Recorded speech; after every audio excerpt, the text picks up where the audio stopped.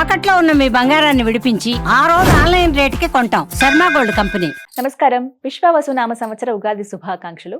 ద్వాదశ రాశుల వారి జాతక ఫలితాలు తెలుసుకుందాం. వివరించేందుకు ప్రస్తుతం మనతో పాటు ఉన్నారు డాక్టర్ ఈడుపుగంటి పద్మజ గారు. వారు జ్యోతిష్య వాస్తు శాస్త్రంలో పట్టభద్రులు. ఇది కూడా తొలి మహిళ అని చెప్పుకోవాలండి. సాధారణంగా పురుషులనే మనం చూస్తూ ఉంటాం.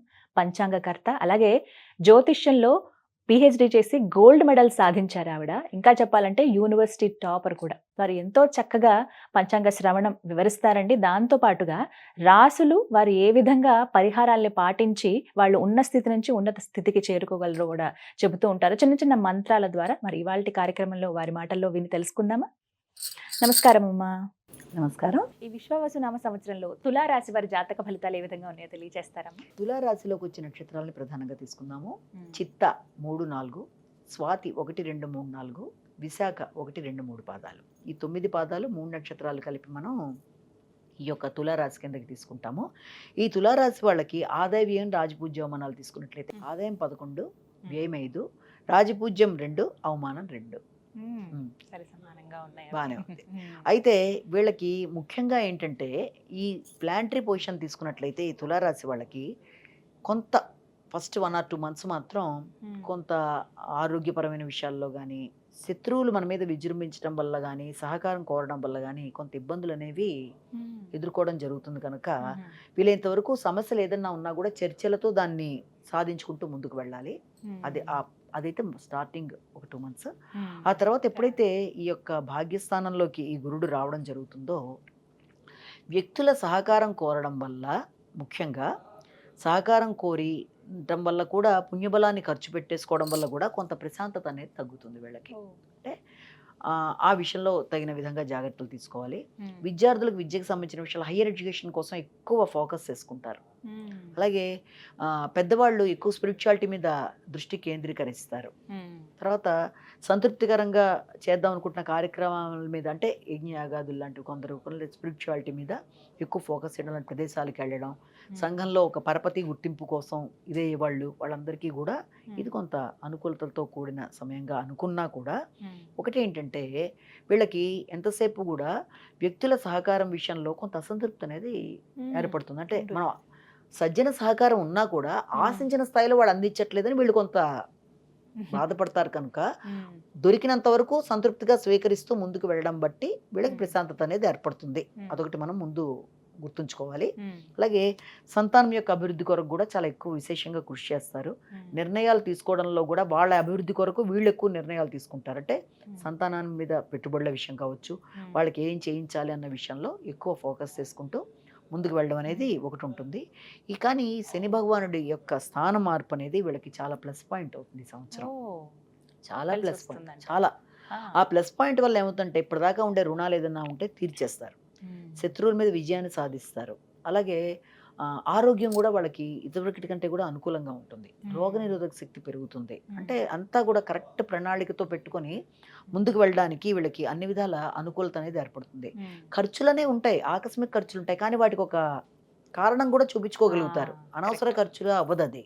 దానికి ఖర్చు అధికంగా ఉంటుంది కానీ కారణాలు చూపించగలరు. రావాల్సినవి ఏమన్నా ఉన్నా కూడా వస్తాయి వాళ్ళకి.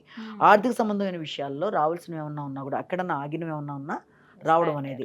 అలాగే ఇంకొక విషయం కూడా ఏంటంటే వీళ్ళకి పెట్టుబడులు పెట్టడానికి, దీర్ఘకాలిక పెట్టుబడులు కావచ్చు, ఆల్రెడీ పెట్టిన వాటి మీద కానీ ఇన్కమ్స్ కానీ వాటికి సంబంధించి కూడా ఏదైనా రావాల్సినవి ఏమైనా ఉంటే వాటికి సంబంధించి బాగుంటుంది. ఎవరన్నా మోసం చేయడానికి ప్రయత్నం చేసినా కూడా దాన్ని వీళ్ళు అధిగమించగలుగుతారు, చేయడానికి చేసే ప్రయత్నాలను అధిగమిస్తారు. కానీ ముఖ్యంగా ఏంటంటే మాత్రం వ్యక్తుల సహకారం మాత్రం వీళ్ళకి ఆశించిన స్థాయిలో లభించలేదు అన్న బాధ మాత్రం వీళ్ళకి ఉంటుంది. అంటే ఇంకా బాగా చేయొచ్చు వాళ్ళని వీళ్ళు అనుకోవడం, కింద సిబ్బంది సహకారం అంత స్థాయిలో వీళ్ళకి లభించడం తక్కువ అన్నది ఒకటి మాత్రం. దాన్ని అధిగమించేట్టుగా మనం శ్లోకాలు చేసుకోవచ్చు. అలాగే దానికి సంబంధించిన శ్లోకాలు, అలాగే రాహుకేతులకు సంబంధించిన విషయాల్లో కూడా, రాహుకేతులకు సంబంధించి కూడా వీళ్ళకి ఏంటంటే మేదాకా అన్ని ఆశించినట్టుగా పకడ్బందీగా చేసుకునే శక్తి సామర్థ్యాలు ఉంటాయి. కానీ ఆ తర్వాత సంతానం విషయంలో వీళ్ళు ఎక్కువ ఫోకస్ చేస్తారు. స్త్రీ సంతానం అభివృద్ధి పరంగా ముందుకెళ్ళిపోతుంది. పురుష సంబంధమైన సంతాన విషయంలో మాత్రం కొంత వాళ్ళు వేరే ఫ్రెండ్షిప్స్కి, అంటే వ్యసనాలకి లోన్ కాకుండా జాగ్రత్తలు అయితే తీసుకోవాల్సి వస్తుంది మొట్టమొదటిగా. రెండోది ఏంటంటే వీళ్ళకి కొంత ఇన్సెక్యూరిటీ ఫీలింగ్ మైండ్లో ఏర్పడడం, అండ్ డిప్రెసివ్ థింకింగ్ అని కూడా కాదు, కొంత అభద్రతా భావం లాంటివి ఏర్పడుతూ ఉంటాయన్నమాట. ఏంటిది, చేయగలమా లేదా, అలాంటివి ఏం అక్కర్లేదు. ఎందుకంటే శని భగవానుడి యొక్క ఇది వీళ్ళకి బాగానే ఉంది కాబట్టి తప్పనిసరిగా ప్రతి ప్రయత్నంలోనూ విజయం సాధించేట్టుగా కృషి చేసి ముందుకెళ్ళడానికి చేసే ప్రయత్నాలు అనుకూలంగా ఉంటాయి. కానీ ఈ రాహుకేతువుల విషయంలో మాత్రం ముఖ్యంగా కేతు వల్ల లాభాలు అందునా కూడా లాభాల మీద విముఖత ఏర్పడుతుంది. ఏదైనా లాభపరమైన పని చేయడానికి మనసు రాదు. కాబట్టి దాన్ని కరెక్ట్గా స్వీకరించే విధంగా వీళ్ళు వినాయకుడికి సంబంధించి గంగణాధిపతి అనే శ్లోకాన్ని చేసుకోవడం రోజులో ఎన్నిసార్లు వీలైతే అంత. అలాగే ఈ రకంగా యాంటీ థింకింగ్ అంటే బాబాయ్ నేను చేయగలనా లేదా అని కొన్నిసార్లు వాళ్ళ మీద దానికి కూడా దుర్గాదేవికి సంబంధించిన శ్లోకాలు చేసుకోవడం. అలాగే ముఖ్యంగా ఈ శనికి సంబంధించి సహకార లోపం అని బాధపడుతూ ఉన్న దానికి సంబంధించి కూడా వీళ్ళంతవరకు సాయంత్రాలు ఇదే సమయంలో అరుణాచల సేవ చేసుకోవడం. ఇవి చేసుకోవడం బట్టి ఏమవుతుందంటే వ్యక్తుల సహకారం, తర్వాత ఈ యొక్క థింకింగ్ లెవెల్స్లో మార్పులు లాంటివి రావడం, లాభాలను ఉపయోగించుకోవడానికి మనసు రావడం. సో వాళ్ళు అనుకూలంగా ముందుకు వెళ్తారు. మరి ఎటువంటి పరిహారాలు చేసుకుంటే మంచిదంటారండి తులారాశి వారు?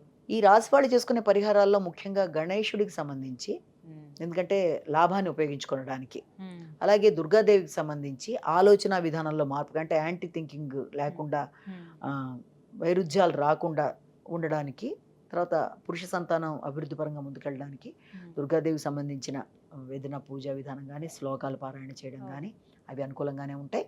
అలాగే శనికి సంబంధించి మాత్రం సహకార లోపం అని బాధపడుతున్నందుకు, వ్యక్తుల సహకారం ఆశించిన స్థాయిలో లేదు అని బాధపడుతున్నందుకు ఏదైనా శనికి సంబంధించిన విషయంలో ఏదైనా నువ్వులతో పూజ చేసుకోవడం శివుడికి, లేదా ఆల్రెడీ వాళ్ళు రకరకాల విధానాలు శనికి సంబంధించిన పూజా విధానాలు, లేకపోతే వెంకటేశ్వర దీపారాధన, లేకపోతే పెద్దలకు ఏదైనా పెద్దవాళ్ళు ఎవరికన్నా పండు ఫలం లాంటిది ఇచ్చి వాళ్ళతో కొంత సమయాన్ని, ఇంట్లో ఉండే వృద్ధులతే సమయాన్ని వాళ్ళతో గడపడం, ఇవన్నీ కూడా మంచి మంచి పరిహారాలే.